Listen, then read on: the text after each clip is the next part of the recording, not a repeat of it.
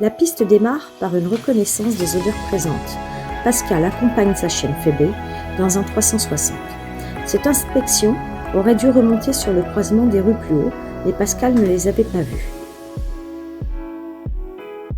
Puis vient la mise du harnais et la présentation de l'odeur qui se trouve dans le sachet.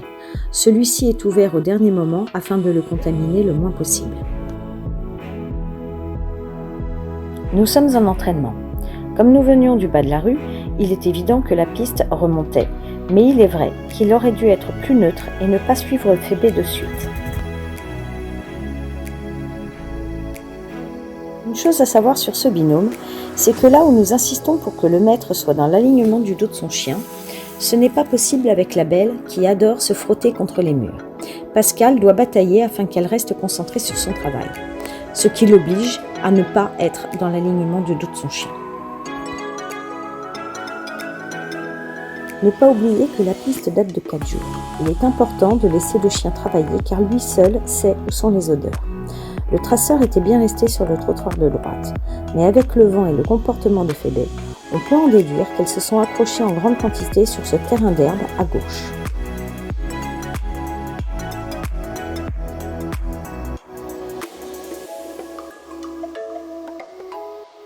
À noter aussi que nous avions décidé avant le départ que je le suivrais où qu'il aille.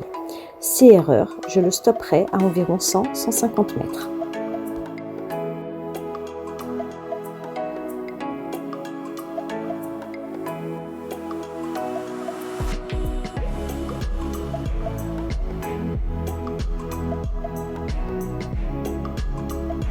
Ce passage est intéressant sur le comportement du chien. Le traceur a continué tout droit. Dans le chemin de gauche, un chien se trouve derrière le grillage à droite, ce qui attire notre demoiselle.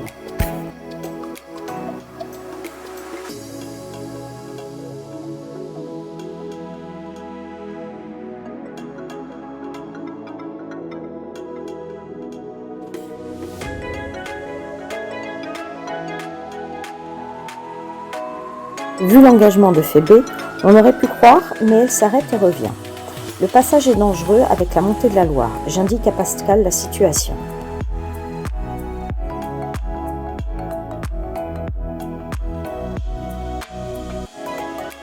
Je sais que ce n'est pas la piste, mais je sais aussi qu'au bout on rejoint le tracé. Je suis intéressée. Que va faire Phébé ?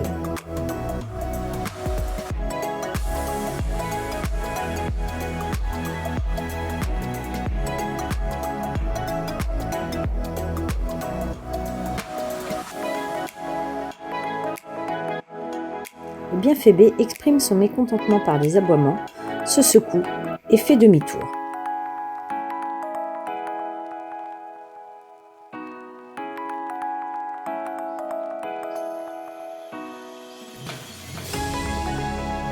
L'engagement ne fait aucun doute, c'est la leçon comment se faire avoir par un chien derrière un grillage.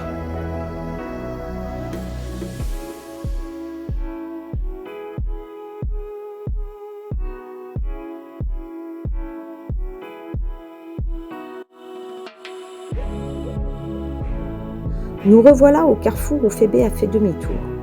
On entend un chien aboyer derrière le grand mur. Pascal ne va pas se faire avoir une deuxième fois et demande à Phébé de bien travailler.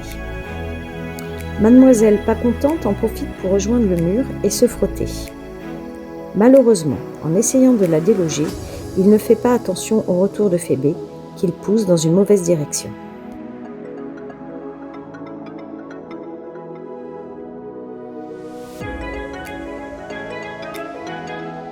Le binôme continue dans la mauvaise direction avec rythme.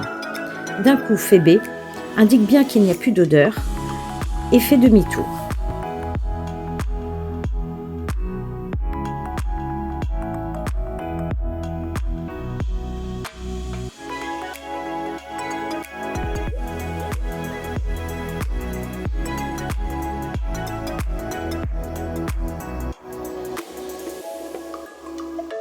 Elle s'engage dans cette impasse.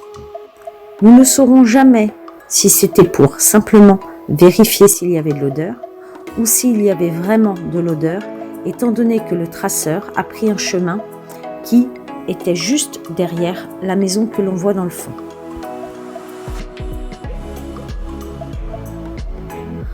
Nous ne sommes plus sur la piste depuis presque 100 mètres. Phébé montre bien qu'elle veut retourner sur la piste en prenant à gauche.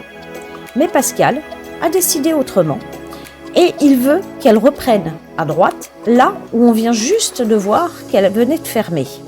Pourquoi ? C'est la bonne question. Et là, je l'entends qui dit « Ah, je t'ai empêché d'aller à gauche ». Nous sommes à nouveau sur le carrefour avec le chien derrière le grand mur, qui maintenant se trouve sur notre droite. On voit bien que Phébé indique la piste à gauche. Mais Phébé, lors de son premier passage, n'avait rien marqué de ce côté, sûrement trop occupée à aller voir le copain. Résultat, Pascal l'emmène sur la droite, vers justement ce petit chien, pensant que la première envie de Phébé était la piste et non le chien. Erreur.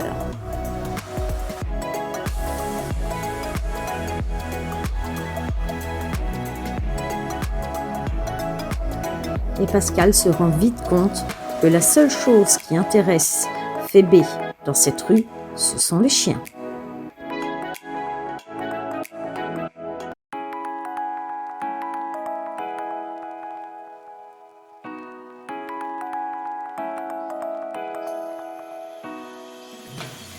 Maintenant, ne reste qu'une seule solution, que nous prenons avec plaisir.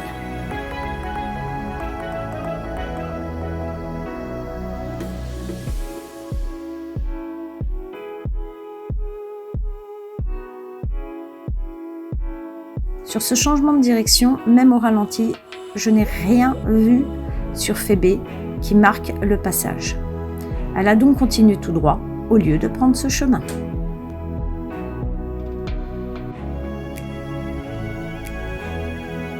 Elle aurait pu rejoindre la piste par ce petit passage, mais elle ne s'engage pas plus et fait demi-tour. On verra qu'au retour, idem, elle se réenclenche dedans, mais refait demi-tour et ne va pas plus loin. Comme vu avec Pascal lors du départ en piste, je l'ai stoppé à 100-150 mètres. Nous voyons bien que Phébé re-rentre dans le petit passage, mais repart. Par contre, erreur de Pascal, il n'a pas remis son chien au collier pour revenir sur ses pas et repartir de là où il était sûr qu'il était sur la bonne piste. Du coup, on va voir comment se comporte Phébé.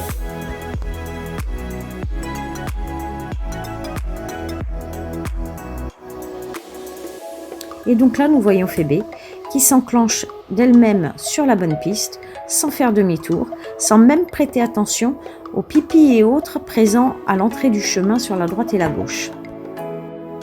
Le traceur était bien resté sur le trottoir, pensant éviter que le chien ne traverse. C'est sans compter leur flair, qui, avec l'étendue d'herbe en face, est attiré sûrement par l'odeur qui a dû se déposer, mais aussi les odeurs parasites.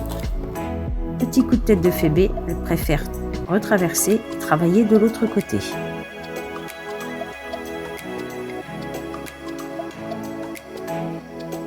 Mademoiselle souhaite à nouveau traverser.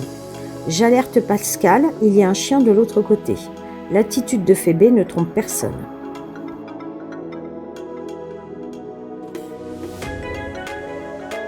Ce carrefour, on ne peut pas dire autrement, il est passé comme une lettre à la poste.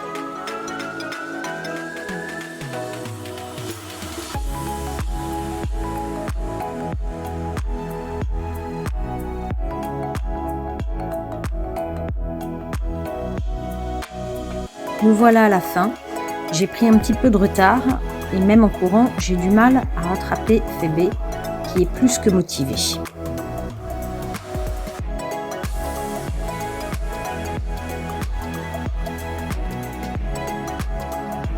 Nous avions quelqu'un de placé de façon à ce que Pheb puisse travailler la discrimination. Merci à elle d'avoir filmé l'arrivée, car du coup j'étais vraiment trop loin. Bravo au binôme, c'est une très belle piste.